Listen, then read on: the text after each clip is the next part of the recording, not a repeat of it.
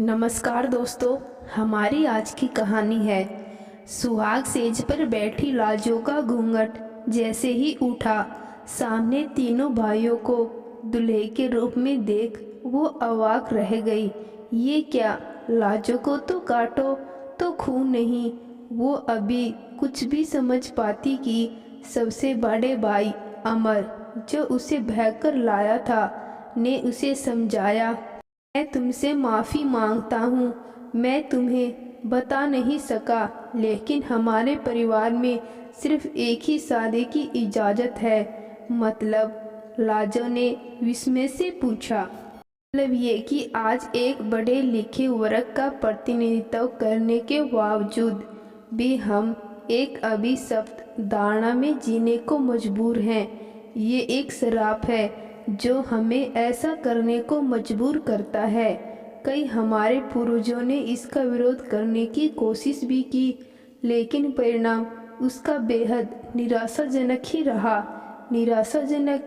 लाजो ने उत्सुकतावश पूछा। हाँ, वो जोड़ी सफल न हो सकी। कई बार तो दोनों में से एक ही मौत हो गई। ओह! बाजी के मुंह से निकल गया। इसलिए हमने भी इसी राह पर चलना उचित समझा। शायद हम सही हैं। क्यों? अमर ने लाजी के गाल पर हाथ रखते हुए पूछा। तो ठीक है, लेकिन इस रिश्ते की परिणति क्या होगी? लाजो ने इस आश्चर्यजनक रिश्ते पर प्रश्नवाचक चिन्ह लगाया। तुम्हारे रिश्ते मेरे सभी दूसरे भाइयों के साथ उतने ही पवित्र व सच्चे होंगे जैसे कि मेरे साथ। इस रिश्ते की डोर सभी के साथ समान रूप से ही मजबूत होगी। लेकिन लाजो कुछ कहती कि अमर ने उसके होठों पे उंगली रख दी। लाजो असमंजस में थी। क्या वो इस अनचाहे रिश्ते को निभा भी सकेगी? लाजो, क्या सोच रही हो? अमर की आवाज़ ने उसका ध्यान भंग किया। नहीं, कुछ नहीं, आंटी ने लाजो ने झुके सर के साथ ही जवाब दिया, लेकिन मन ही मन बुदबुदाई। सोचने के लिए अब बचा ही क्या है। अच्छा सुनो, आज हम तीनों तुम्हारे साथ इसी कमरे में रात गुजारेंगे। ये एकमात्र एक फॉर्मेलिटी ही होगी, सुहागरात जैसा कुछ भी नहीं। ये सब एक विधान का हिस्सा है जो हम सबको किसी भी आने वाली शापित वादा से मुक्ति दिलाएगा। लाजो ने कितने सपने बुने थे अपनी सुहागरात के, और आज सुहागरात थी भी और नहीं भी। ठीक है, लाजो ने मौन स्वीकृति दे दी। अब लाजो सुहाग सेज पर थी और उसके चारों ओर उसके तीनों पति। तीनों ने प्रेम स्वरूप अपनी अपनी तरफ से लाजो को सोने के जेवर भेंट किए और अपने प्यार का इजहार किया। ये लाजो के लिए एक अनोखा अनुभव था, कुछ सुखद, कुछ दुख भरा। सभी ने पूरी रात अपने जीवन के विभिन्न अनुभव एक दूसरे से साझा किए। अपनी अच्छाई, अपनी कमजोरी, अपने सपनों को एक दूसरे के समक्ष रखा। इन्हीं सुखद लम्हों के साथ लाजो की सुहाग रात की सुबह भी हो गई। एक एक कर तीनों कमरे से बाहर चले गए। लाजो अब कमरे में अकेली बैठी थी। तीन तीन पतियों के साथ सुहाग सेज साझा करने वाली एक अकेली दुल्हन, जो फिर भी अनछुई उसकी निगाहें बिस्तर की बिखरी ही सलोटों को देख रही थी, जो शायद उसे अभी चिढ़ा रही थी। लाजो की कसमस अपने सपनों से भी कहीं ज़्यादा थी। क्या होगा, कैसे होगा, इस रिश्ते की बाधाएं, उतार चढ़ाव, सबसे लाजो अनजान, हैरान व परेशान थी। बड़ी बात थी कि 3 नाव में पैर रखकर मंजिल तक पहुंचना लाजो को खासा मुश्किल लग रहा था। दिन भर रस्मों के मायाजाल को पार करते हुए कब रात हो गई, लाजो को पता नहीं चला। फिर से रात की कालिमा लाजो के सपनों पर भारी पड़ने वाली थी। बड़ी बात ये थी कि जीवन के इस अटपटे से सफ़र में लाजो की जिम्मेदारी किसके प्रति कितनी होनी है और उसका निर्वाह कैसे होना है, इस बारे में उससे न तो कोई पूछ रहा था और न ही कोई उसकी मन स्थिति को समझना चाह रहा था। हर कदम पर उसे खुद ही संभलना है। ये बात तो वो अच्छी तरह से समझ गई थी। एक बार फिर लाजो अपने कमरे में सिमटी सी बैठी थी, तभी कमरे की कुंडी खिड़की। लाजो ने मुंह नीचे झुकाया हुआ था। उसी स्थिति में उसने तिरछी निगाहें दरवाजे पर डाली। ये अमर था, सबसे बड़ा भाई, जिससे उसकी शादी हुई थी। ओह अमर जी, वो मन ही मन बुदबुदाई। उसे कल की तरह ही पीछे खड़े हुए अन्य भाइयों का भी अंदेशा था। लेकिन ये क्या, अमर ने अंदर आते ही दरवाजे को अंदर से बंद कर दिया। लाजो की सांसें अब तेजी से चलने लगी। उसका दिल तेज तेज धड़कने लगा। लाजो। लाजो के बगल में बैठते हुए अमर ने उसे सप्रेम पुकारा। जी, संकोचते हुए लाजो ने उत्तर दिया। मुझे पता है तुम्हारे जहन में न जाने कितने प्रश्न चल रही हैं ना। जो ने हाँ में सिर हिला दिया। तो ठीक है, तुम्हारे प्रश्नों के कई उत्तर तुम्हें इस किताब में मिल जाएंगे। एक किताब लाजो के हाथ में देते हुए अमर ने कहा। लाजो ने एक ससरी निगाह किताब पर डाली जिसका नाम था द्रौपदी। लाजो ने किताब को अपने माथे से लगा लिया। माथे से लगते ही लाजो के मन मस्तिष्क में एक सकारात्मक ऊर्जा का संचार होने लगा। उसे लगा मानो उसके कई प्रश्नों के उत्तर तो उसे मिल गए। अब मैं तुम्हारे सारे प्रश्नों के उत्तर एक एक करके देता हूँ। पूछो, क्या पूछना है? अमर लाजो के बगल में बैठते हुए बोला। हमारे रिश्ते का स्वरूप क्या है? मतलब मुझे आप तीनों भाइयों किस तरह से ये रिश्ता निभाना होगा। आप अच्छी तरह से जानते हैं ये एक अनजान पंथ है जिस पर शायद पहले कोई नहीं चला है। कोई चला होता तो उसका पथ मेरे लिए अनुकरणीय हो सकता था। लाजो ने अपनी मजबूरी साझा की। बिल्कुल सही कहा तुमने। ये एक ऐसा पथ है जिस पर द्वापर की द्रौपदी के अलावा कोई भी नहीं चला है। इसलिए मैंने तुम्हें द्रौपदी के जीवन गाथा दी है जो शायद तुम्हारा पथ प्रस्तुत करेगी। जी, धीमी आवाज में लाजो ने अमर की बात का समर्थन किया। देखो, हम तीनों भाई एक दूसरे से बेहद प्रेम करते हैं। हमारे लिए हमारे प्रेम से बढ़कर कुछ भी नहीं है। तुम्हारी कोशिश यही होनी चाहिए कि तुम और तुम्हारा आचरण हम भाइयों सबसे अहम है। लाजो सोच में पड़ गई। इतनी सारी अहम बातों के अलावा अभी कुछ और भी है जो इन सबसे ज़्यादा अहम है। क्या हुआ? किस सोच में पड़ गई? अमर ने लाजो को सोच की मुद्रा से जगाया। जी कुछ भी नहीं, सोच रही थी इन सब चीज़ों से भी ज़्यादा और अहम क्या हो सकता है। जो सबसे अहम है, अमर ने अपनी बात पर बल दिया। जी वो क्या है? लाजो ने स्वयं को उस अहम बात के लिए तैयार किया।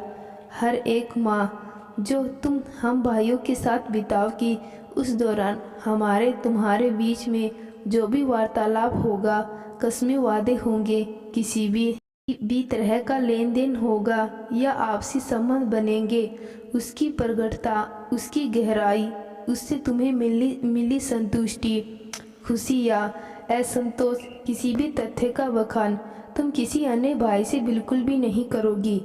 यानी ये समझ लो कि आने वाले प्रत्येक माह में तुमको हर बार एक अलग पत्नी का किरदार निभाना है।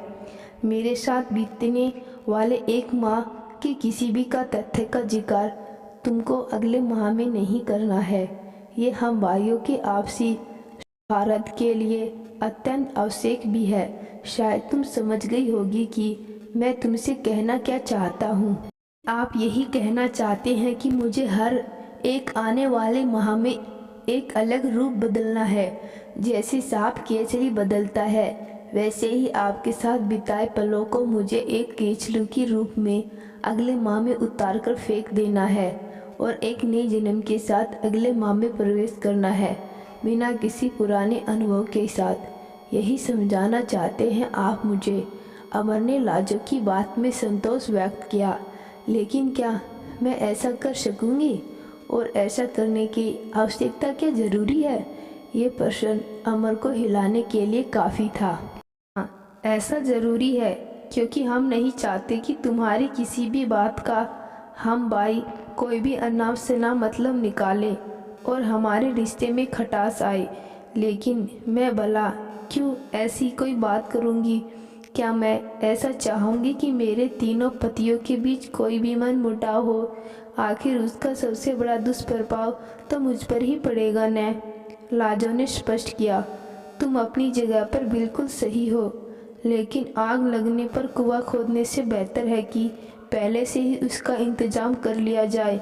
इसलिए शुरुआत में ही सब कुछ स्पष्ट करना बेहद आवश्यक है, ताकि भविष्य के अनजान गलतियों से बचा जा सके। इसी में समझदारी भी है। अमर ने अपनी बात को दार दी। चलिए मान लिया कि मैंने अपने पंख नहीं फड़फड़ाने, लेकिन आपका और आपके भाइयों का क्या? यदि आप लोगों ने कुछ इधर उधर किया तो आप उसका दोषारोपण मुझ पर ही कर देंगे। लाजी ने भी स्वयं की स्थिति स्पष्ट की। नहीं, ऐसा नहीं, ऐसा कुछ नहीं होगा। मुझे अपने भाइयों पर और शिवम पर पूर्ण विश्वास है। अमर ने अपना विश्वास व्यक्त किया। तो फिर ठीक है, मुझ पर भी विश्वास रखिए। मेरी पूरी कोशिश रहेगी कि आपके और आपके भाइयों के बीच किसी भी वैमनस्य का कारण मैं न बनूं। लाजो ने अमर को आश्वस्त किया। तो फिर ठीक है, अब तुम सो जाओ, थक गई होगी। कहते ही अमर ने कमरे में जलने वाली एकमात्र बल्ब को बुझा दिया और पलंग के दूसरे छोर पर जाकर सोने की कोशिश करने लगा। लाजो वाकई दिन भर की बेहद थकी थी, लेकिन इतनी भी नहीं कि शादी की इस अनमोल रात को ऐसे ही निकलने देती। लाजो अब एक एक करके अपने सभी गहनों को उतार चुकी थी। चूड़िया की खनक कुछ ज़्यादा ही तेज थी, शायद लाजो के मन में अंतरदशा को दर्शा रही थी। अमर के खर्राटों की आवाज़ लाजो के कानों में शीशे के गर्म कील सी चुभन दे रही थी। जैसे कैसे लोग हैं, न कोई अरमान, न सपने, न ही कोई फीलिंग। आए लेक्चर दिया और पेट दिखाकर सो गए। अरे खुद का न सही, दूसरों की भावना को तो मार रख लिया होता। लाजो मन ही मन अमर को कोस रही थी और अपनी तड़प को खुद के ही गुस्से की आग में जलाने की कोशिश भी कर रही थी, लेकिन थी तो एक औरत ही ना। अमर के निश्चित भाव से सोते हुए चेहरों को देखकर बड़बड़ाई। थक गए होंगे, कितना काम था आज इनके पास। दिन भर बेचारे दौड़ते फिर रहे थे। नींद आ गई होगी। क्या हुआ, प्यार मोहब्बत के लिए तो पूरा जीवन पड़ा है। बड़ी ही सफा गोई से लाजो ने खुद को समझा लिया और चादर ओढ़कर अमर के बगल में लेट गई। हालांकि उसकी आंखों से नींद फिलहाल गायब थी। वो सब कुछ समझते हुए भी अमर की इस बेहाई पर खिन्न हो रही थी। एकटक छत को निहारती लाजो को कब नींद ने घेर लिया, उसे पता भी नहीं चला। सुबह ठीक 6 बजते ही लाजो हड़बड़ाकर उठी। सुबह हो गई, सब जाग चुके होंगे। लाजी बुदबुदाई। फिर से वही उपक्रम शुरू हो गया। घर का चूल्हा चौका, सफाई, खाना और भी कई सारे घरेलू काम। लाजो बड़े लगन से सारे काम निपटा रही थी, लेकिन उसे रात का इंतजार था, क्योंकि अभी तक वो अनछुई थी, जिसका उसे शायद अफसोस भी था। रात के 9 बजे जब सारे काम निपटा लाजो अपने कमरे में पहुंच चुकी थी। उसे बड़ी ही बेसब्री से इंतजार था अमर का। हालांकि लाजो को वो सुबह से नहीं दिखा था। तभी मंझले देवर ने आकर उसे सूचना दी कि अमर भैया 2 दिनों के लिए शहर से बाहर हैं, इसलिए लाजो उनका इंतजार न करे। प्रेम की प्यासी लाजो एक बार फिर से मायूस हो चुकी थी और आते और लाजो बुदबुदाई। उसे इतना गुस्सा आ रहा था कि उसने मंझले भाई को भी कोई उत्तर नहीं दिया और पलंग पर एक झटके के साथ लेट गई। कम से कम मुझे तो बता देते, ऐसा कौन सा जरूरी काम आ गया था जो मुझे तक नहीं बता सके। मन ही मन वो गुस्सा उतार रही थी। कहीं भी जाए मेरी बला से, बुदबुदाते हुए वे अतीत में खो गई। लाजो को अपनी नई नवेली दुल्हन बनी सहेली की बातें यादें आने लगी थी, जिसमें उसने सुहाग रात के खूबसूरत व न भूलने वाले लम्हों का जिक्र किया। हाँ, घूंघट उठाने से लेकर छेड़छाड़ भरी मस्तियों वाले पल, एक दूसरे को पहली बार सीने से लगाए वो अमिट पल, मीठे मीठे चुभनों की रस भरी बौछारें वाले पल, कभी न छूटने वाला वो तिलस्मी आलिंगन, वे एक दूसरे से समा जाने वाले वो सख्त कशाव, सभी बातें लाजो के मन मस्तिष्क में घूम रही थी। लेकिन हाय रे लाजो का दुर्भाग्य, यहाँ तो एक भी पल नसीब नहीं हुआ था। वो अपनी सुहाग रात की तुलना अपनी सहेली की उस रात से कर रही थी, जहाँ उसे तो मिला था भरपूर प्यार और लाजो को मिला था सिर्फ एक बड़ा सा लेक्चर, नियम कानूनों की कवायदे और फिर रात भर के लिए मुंह फेर कर सोने की मजबूरी, रात दर रात थकान का रोना और अब फिर अगली 2-3 रातों का टोटा। लाजो की सेज अभी तक सुहाग सेज नहीं बन पाई थी। 3 दिनों के न कटने वाले इंतजार के बाद अमर वापस आ गया। मुझे बताकर जाने के लिए किसी ने मना किया था। सुबह सुबह आते ही लाजो ने प्रश्नों की झड़ी लगा दी, या फिर मुझे बताने कि आपकी शान कम हो रही थी, या फिर रुको बाबा रुको। अमर ने लाजो को उग्र रूप देख उसे समझाने में ही समझदारी समझी। मेरी गलती है, मुझे तुम्हें बताकर जाना था, लेकिन अचानक फिर से फ़ोन आया और मुझे फ़ौरन निकलना पड़ा। तुम कहीं बिजी थी, लेकिन मैंने मंजले को तो बता ही दिया था कि वो तुमको बता दे कि मैं 2-3 दिन बाद में ही आ सकूँगा। मंजले देवर ने मुझे बता दिया था।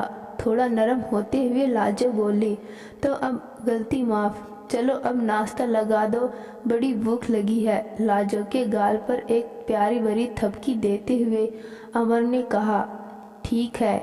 उस प्यार भरी थपकी से लाजो गुस्सा फुर हो गया था, और फिर ज़्यादा गुस्सा ठीक भी नहीं था कि आज रात लाजो को पिछली 3 रातों की कसर जो पूरी करनी थी। आज लाजो दिन भर एक उड़न चिड़िया की तरह फुरफुर कभी इधर तो कभी उधर डोल रही थी। आज वो खुश थी, उसके पाँव जमीन पर नहीं पड़ रहे थे। उसका प्रेम पियासा मन रात का इंतजार कर रहा था। 2 कमरे में एक छोटे से मकान में ही रहते थे ये 4 प्राणी, 3 भाई और उनकी तीनों की एक कथित पत्नी लाजो। एक कमरे में अन्य दोनों भाई व एक में से एक जोड़ा, शायद पर्याप्त था उन सभी के लिए। शायद होने को भी सूर्य अस्त होने लगा था, लेकिन लाजो की उमंगे का सूरज सांझ होने के साथ साथ उगने लगा था। वो रात की सिहरन को सोच कर ही रोमांचित हो रही थी। आज वो अपनी पिछले 3 रातों का ब्याज सहित बुनना चाहती थी। उसे अमर से कितनी प्यार की उम्मीद थी, ये शायद उसके द्वारा तैयार किए गए पकवानों की खुशबू से ही पता चल रहा था।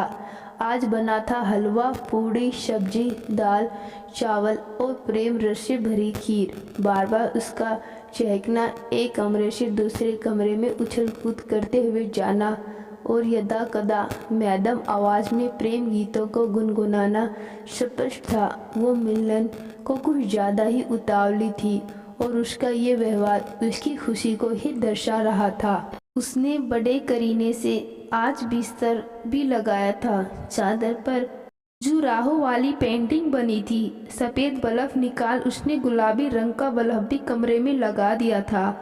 बगिया से 10-15 गुलाबों का एक गुलदस्ता बना उसे बेड के बगल में सजाया था।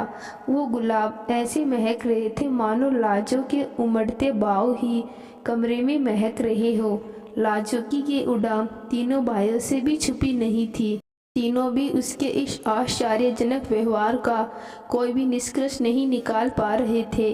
रात का खाना अभी अभी निपटा ही था। लाजो तीनों भाइयों के लिए दूध गर्म कर रही थी। आज उसने और अपने हिस्से के दूध के कुछ ज़्यादा ही मनुक के उबाल दिए थे। लाजो ने फटाफट सभी भाइयों को रोज की ही भांति दूध का एक एक गिलास पकड़ाया, सभी का बिस्तर वगैरह लगाया और सीधे दौड़ गई अपने कमरे में। अब बारी थी लाजो की अपने को संवारने की, निखारने की। आज वो एक बार फिर से सजना चाहती थी एक दुल्हन की बाती। अमर भी अपने भाइयों के साथ बाहर गुफ्तगू में मशगूल था। घड़ी की ने 10 का घंटा बजाया। अमर ने भाइयों से विदा ली और पहुंच गए अपने कमरों में। लाजो बेहतरीन शादी के जोड़े में पलंग पर सजी सवरी बैठी थी, ठीक उसी तरह जैसे सुहाग रात की रात में लाजो सवरी थी। अमर लाजो की भावना समझ रहा था, उसके दिल की गहराइयों में छिपे जज्बातों का मूल्यांकन भी कर रहा था। उसने हौले से लाजो का घूंघट उठाया और बड़े ही सम्मान के साथ उसके बगल में बैठ गया। लाजो ने भी अमर की भावना को सर आंखों पर बिठा अपनी आतुरता को संभाला। अब दोनों एक दूसरे की बाहों में सिमटे अपनी आने वाली जिंदगी के ख्वाब बुन रहे थे। दोनों के बीच किसी भी तरह की कोई जल्दबाजी नहीं दिख रही थी। उन्हें पता था कि पूरी रात उनकी अपनी ही है। अमर ने अब एक बार भी शादी के नियम कायदों की कोई बात लाजो से नहीं की। वो कैसे, किस तरह से, किसे संभालेगी, कैसे अपनी जिंदगी का ताना बाना तीनों भाइयों के साथ पूनेगी, उसने ये उस पर ही छोड़ दिया था। उसे लाजो पर और शिवम पर पूर्ण विश्वास था। करीब आधा घंटा ही बीता था उन दोनों को प्यार के समुद्र में गोते लगाते कि दरवाजे पर दस्तक हुई। ठक ठक। दोनों भाइयों ने एक दूसरे को देखा। कौन हो सकता है इतनी रात को? हाथ में घड़ी देखते हुए मंझले ने कहा, पता नहीं भैया, रुको मैं दरवाज़ा खोलता हूँ। छोटे भाई ने मंझले रोकते हुए कहा और दरवाजे की तरफ बढ़ गया। अरे मौसी आप, छोटे के मुंह से निकला। दरवाजे पर दूर की एक मौसी खीसे नपोरते हुए खड़ी थी। साथ में ही 11 साल की पोती। आइए मौसी आइए। छोटे ने बिन बुलाए मेहमान की तरह मौसी का स्वागतम किया। अरे बेटा, शादी में आ नहीं सकी, मन बहुत कर रहा था बवरिया को देखने का, तो चली आई। 4 संदूक कमरे में खिसकाते हुए मौसी बोली। मौसी वो तो ठीक है, लेकिन ये 4-4 संदूक, ये किसके लिए? अरे बेटा अंदर तो आने दे, क्या सारे सवाल दरवाजे पर ही पूछ लेगा? आइए अंदर आइए, आ जाइए। छोटे ने संदूक पर हाथ रखते हुए अनमने मन से कहा, बड़े भारी हैं, कितने दिन का प्रोग्राम है मौसी का? छोटे मन ही मन बुदबुदाया। बेटा बहुरिया नहीं दिख रही। मौसी ने घर का मौका मुनमुनाया और पूछ लिया, मौसी जी, भाभी अभी तक तो अपने कमरे में ही है, अब भैया कहाँ जाएंगे ये नहीं पता। छोटा धीरे से बुदबुदाया। भाभी, ओ भाभी। छोटे ने कमरे की ओर देखकर हाक दी। अंदर से कोई प्रत्युत्तर नहीं मिला था और लाजो को इस पहाड़ की मुसीबत का भान तक न था। बहुरिया, ओ बहुरिया। दरवाजे पर दस्तक देते हुए मौसी ने उतावलापन दिखाया। एक झटके से अमर और लाजो अपनी शवपिरल दुनिया से बाहर निकले आए। औरत की आवाज़ लाजो आंचल संभालते हुए बुदबुदाई, कौन हो सकता है इतनी रात को? और एक औरत। हड़बड़ा के लाजो ने दरवाज़ा खोला। ये हमारी दूर की मौसी है भाभी। छोटे ने भाभी की शंका का समाधान किया। लाजो ने सर पर पल्ला लेते हुए मौसी के पैर छुए। खुश रहो बवरिया, वारे बड़ी खूबसूरत है हमारी बहू तो। लाजो के चेहरे को अपनी हथेली में लेते हुए मौसी ने प्यार उड़ेल दिया। मौसी खाना बनाती हूँ। लाजो ने अतिथि देवो भव को साकार दिया। न बहुरिया न खाना तो हम खा कर आए हैं, बस थकान बहुत है, सोने का इंतजाम हो जाए तो चैन आए। मौसी ने दिल की बात रख दी। ठीक है मौसी जी, आप और बेटी मेरे साथ मेरे कमरे में सो जाइए। तीनों भाई बाहर वाले कमरे में, और कोई चारा था भी नहीं, सो दिल पर पत्थर रखकर लाजो मौसी की नींद पर अपनी रात की खुशियाँ नौछावर कर दी। अब वो एक ही बात सोच रही थी कि मौसी कितने दिन यहाँ और टिकेगी, क्योंकि इसके 4-4 बैग एक बड़े प्रोग्राम की तरफ इशारा कर रहे थे। दोस्तों, कहानी के अगले भाग में देखते हैं क्या मौसी लाजो की सुहाग रात को मनवा पाएगी या नहीं। देखते हैं कहानी के अगले भाग में। तो दोस्तों, आज की कहानी आपको कैसी लगी कमेंट बॉक्स में ज़रूर बताना। कहानी अच्छी लगी, कहानी को लाइक शेयर और चैनल को सब्सक्राइब ज़रूर करना। धन्यवाद।